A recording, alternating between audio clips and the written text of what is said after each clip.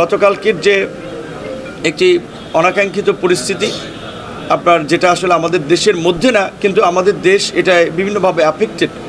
বিশেষ করে আপনার ইরানে আপনার যুক্তরাষ্ট্র এবং ইসরায়েল সহ তাদের যে সহচর যারা, তাদের আক্রমণের ফলে এবং ইরান যে তাদের একটা প্রতিকারমূলক ব্যবস্থা নিচ্ছে, মিডল ইস্টের বিভিন্ন দেশেও তারাও মার্কিন যুক্তরাষ্ট্রের বিভিন্ন ঘাঁটিতে আক্রমণ চালিয়েছে। তার ফলে আমাদের এই মিডল ইস্টে যে ব্যাপক জনগোষ্ঠী যারা ওখানে বিভিন্ন কাজকর্মে নিয়োজিত আছেন, তাদের নিয়ে আমাদের একটা টেনশন আছে। তো আমি খুব ব্যক্তিগতভাবে আশ্চর্যান্বিত হয়েছি যে আমাদের পূর্বে আসলে এটা প্রধানমন্ত্রী উপলব্ধি করেছেন। আমি আসলে এই নির্বাচনের পরে এলাকায় আসার সুযোগ পাই নাই।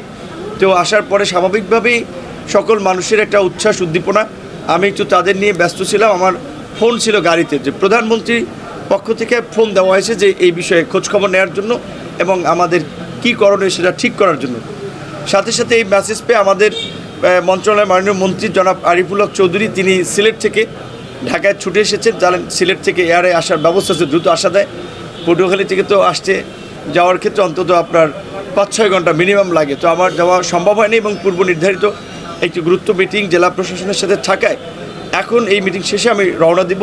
তো ইতিমধ্যে আমাদের পক্ষ থেকে যে ব্যবস্থাগুলো নেওয়া হয়েছে, গতকালকেই প্রধানমন্ত্রী প্রবাসী কল্যাণ ও বৈদেশিক কর্মসংস্থান মন্ত্রণালয়ের সংশ্লিষ্ট মন্ত্রী প্রতিমন্ত্রী গুরুত্বপূর্ণ ব্যক্তিদেরকে দিক নির্দেশনা দিয়েছেন, ফরেন মিনিস্ট্রিকে এটার সাথে কানেক্ট করে জয়েন্টলি কাজ করে প্রথম হচ্ছে আমাদের দেশের নাগরিক যারা এই অ্যাফেক্টেড দেশগুলোতে আছে তাদেরকে নিরাপদ আশ্রয়ের জন্য সহযোগিতা করা, তাদেরকে সচেতন এবং সতর্ক করা।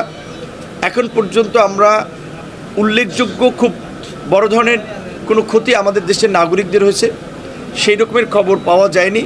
আপনার কুয়েতে একটি এয়ারপোর্টে ড্রোন হামলায় আমাদের দেশের আমরা যেটা শুনছি 4 জন নাগরিক আহত হয়েছে এবং আজকে আপনার আমাদের দুবাইয়ের আপনার কনসুলের ফার্স্ট সেক্রেটারি ওনার বাসার এরিয়াতে একটা মিসাইলের বোধহয় আপনার আক্রমণের কিছু ঘটনা ঘটেছে, কিন্তু অক্ষত আছেন আমাদের ফার্স্ট সেক্রেটারি, উনিও অক্ষত আছেন এবং আমাদের যে 4 জন শ্রমিক তারাও মোটামুটি এখন পর্যন্ত খুব গুরুতর না, কিন্তু তারাও কিছুটা আহত হয়েছেন।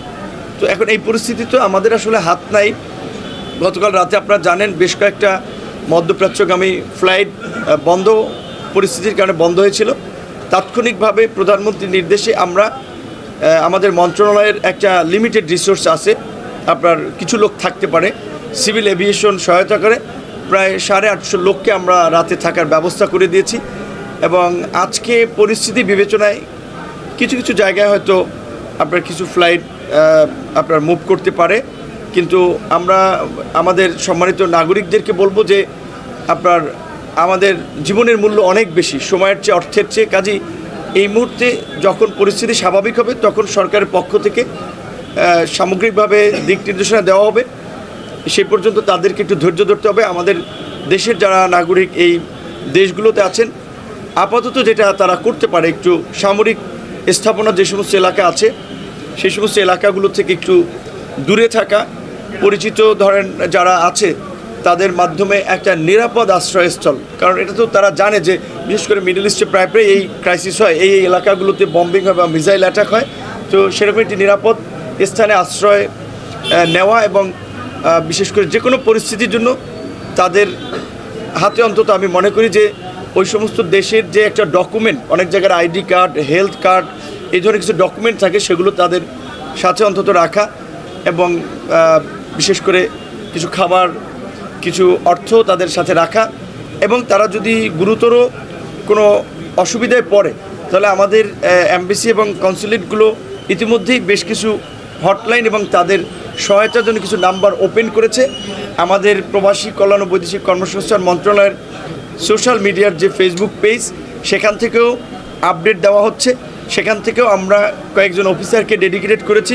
সুতরাং দেশে এবং বিদেশে তারা সব জায়গায় যোগাযোগ করতে পারবে এবং আশা করি যে সরকারের কমিটমেন্ট অনুযায়ী এবং বিশেষ করে প্রধানমন্ত্রী যেভাবে বিষয়টির প্রতি খুব নজর দিয়েছেন এবং উনি বিভিন্ন মন্ত্রণালয়কে ট্যাগ করে আজকে একটা কমিটিও করে দিয়েছেন, তাতে আমাদের নাগরিকদেরকে আমরা আমাদের সামর্থ্যের মধ্যে সর্বোচ্চ সুরক্ষা এবং সহযোগিতা করতে